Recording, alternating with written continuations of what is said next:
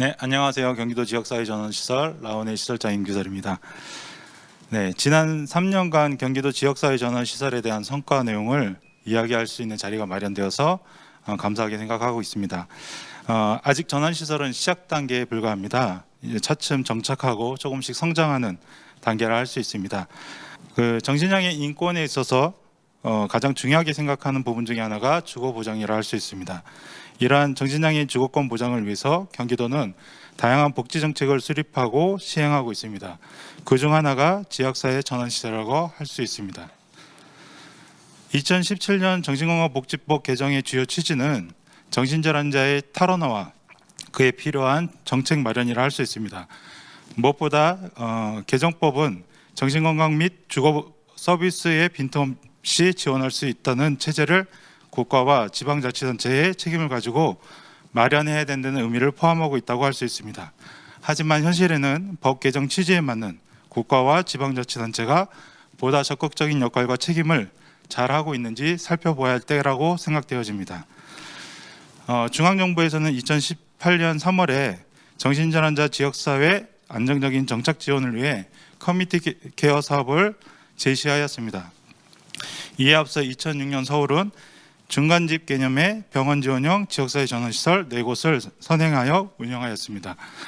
경기도 역시 선도적으로 2018년 3곳을 거점으로 선정하고 지역사회형 지역사회 전원시설을 운영을 시작하였습니다. 지역사회 전원시설은 지역사회 통합도로사회의 가장 기초적인 역할을 하고 있다고 할 수 있습니다. 경기도는 경기도 정신건강 정책 마련을 위해 조례 제정을 통해 정신질환의 탈원화를 위해 적극적인 정신건강 주거서비스 정책을 마련하고 진행한다고 할 수 있습니다. 이러한 경기도의 노력에 불구하고 여전히 정신재활시설은 지역사회 인구 대비, 면적 대비 상당히 부족한 것이 현실이라고 할 수 있습니다. 경기도 내에서도 지역적 편차와 다양한 시설 이용의 부족으로 계속해서 이 문제에 대한 문제 제기가 있고 있습니다. 경기도 지역사회 전원시설은 2017년 정신건강복지법이 개정되고 시행되기 전에 정신질환자의 탈원을 위해 경기도에서 필요한 시설로 선정하고 2018년 8월 병원이 아닌 지역사회 비영리 법인에 위탁하여 운영하기 시작하였습니다. 네, 경기도 내 3곳을 거점으로 하여 인근 지역을 담당하는 지역사회 전원시설을 운영하기 시작하였으며 초기 동일 사업 구조를 차츰 지역사회 환경과 여건에 맞는 다양한 형태의 특화된 사업으로 차별하여 운영하기 시작하였습니다. 경기도 주거서비스 전달 체계는 경기도 정신건강복지센터가 중심축으로 가지고 경기도 내 전환시설 기초로 한 주거시설, 주거지원 정책을 활용한 안정적인 주거지원을 하기 위해 노력하고 있습니다. 경기도 지역사회 전환시설은 서비스 지역 분류를 단기주거, 임시주거, 쉼터와 같이 기본구조 사업을 가지고 있습니다. 그 외에 라온은 체험홈, 우리마을은 조기정신증 개입, 바람숲은 지역사회 문화체육활동 등 지역별 특색과 환경에 맞는 사업을 펼쳐가고 있는 상황입니다. 기본적으로 다들 아시겠지만 지역사회 전원시설은 기본 3개월을 기준으로 최대 6개월 입소가 가능하고 이용 가능한 연령은 15세에서 65세로 제한하고 있습니다. 연령 제한은 퇴소 이후에 지역사회 연계 가능성을 고려한 조치라 할 수 있습니다. 하지만 이 역시 지역사회 응급 및 상황에 따라 필요시 조율이 가능하도록 하고 있습니다. 2018년 11월 시작으로 2020년 10월까지 3곳의 전원시설 데이터를 분석한 자료입니다. 총 366명이 의뢰되었고 그중 255명 입소하여 필요한 재활훈련에 참여하였습니다. 피해 보시는 것과 같이 의료기관, 정신의료기관이 49.7%로 가장 많았고 그 다음 정신건강복지센터가 26%를 차지하고 있습니다. 눈여겨봐야 할 것은 기타 의뢰인데요. 타 지역시설이나 보호자, 당사자가 홈페이지나 정보 활용을 통해서 직접 의뢰한 경우도 13.7%나 됩니다. 아쉬운 점은 지역사회 정신건강복지센터가 지역사회를 잘 알고 사각지대의 정신장애인을 파악하고 있기에 적극적인 의뢰 통로가 되었으면 하는 바람이 있는데 이런 부분에 대한 부족함을 얘기할 수 있습니다.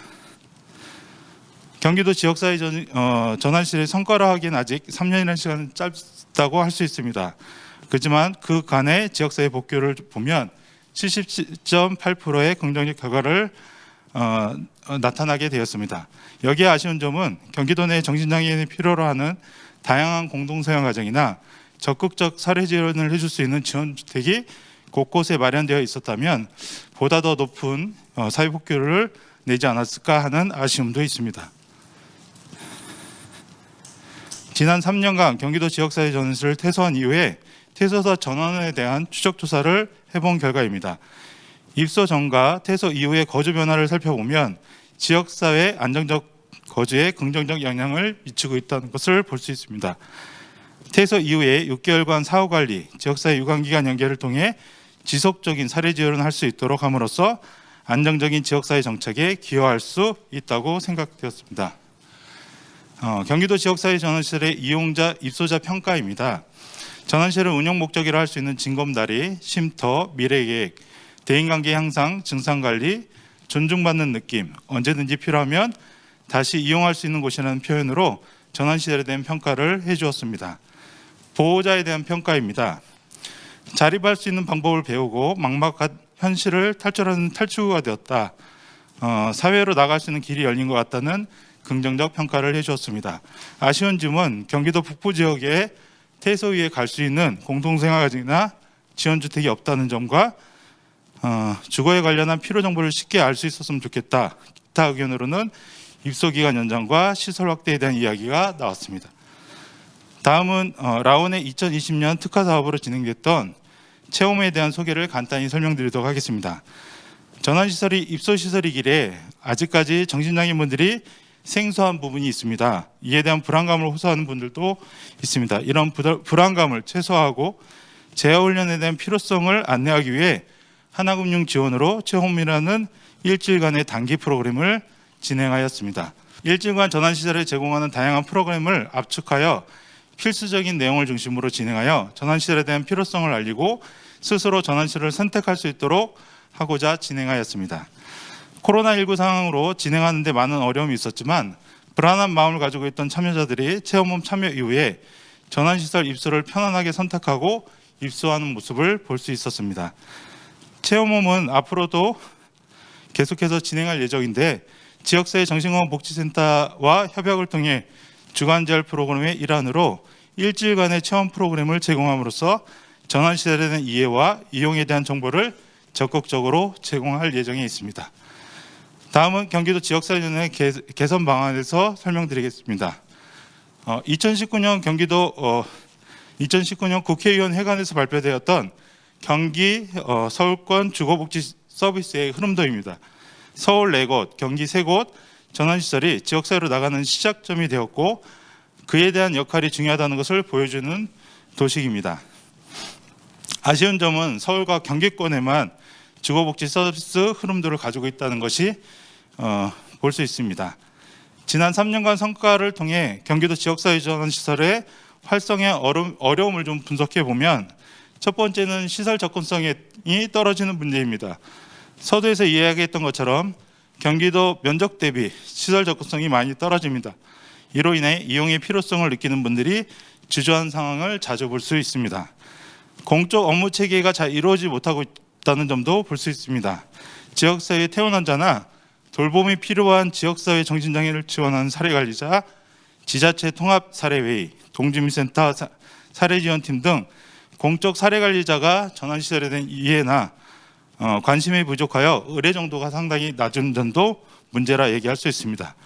지역사회 내에 내재된 편견 역시 전환시설이나 정신재활시설이 확대되는데 큰 어려움이 있습니다. 지역사회 내 안정적인 주거 지원을 위한 주거복지 지원 체계도 아직 부족한 상황입니다. 향후 주거복지 서비스에 대한 개선 방안을 2019년 국회 토론에서 가톨릭대학교 이용표 교수가 발표했는데요. 이 중에서 경기도에서 고민해야 될 것은 광역주거지원센터의 설치를 통해 적극적인 정신장애인의 주거지원 노력이 필요하다고 하고 보다 더 다양한 형태의 주거 이용의 모델이 필요하다고 할 수 있습니다.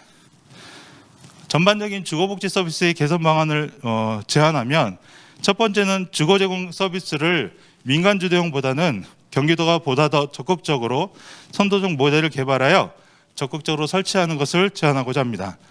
광역 주거복지센터를 설치해서 지역사회 네트워크를 구축하고 주거 지원을 위한 적극적 활동을 해나가야 한다고 생각합니다. 세 번째는 기존의 규정대로 기준되어 있는 주거 형태를 넘어서 다양한 형태의 시도되는 주거시설이 있었으면 좋겠다고 제안합니다. 네 번째로 정신장애 특성에 맞는 다양한 유형 모형의 주거시설을 만들어내는 것이 필요합니다. 네, 마지막으로 경기도 지역사회 전원시설 개선 방안에 대해 말씀드리도록 하겠습니다. 공적 사례관리 지원 서비스 안에 지역사회 전원시설에 대한 정보 안내와 공식적 의뢰체계를 갖추는 것이 필요합니다. 이를 위한 홍보 노력과 함께 협력체계를 구축하는 것이 필요하다고 생각되어집니다.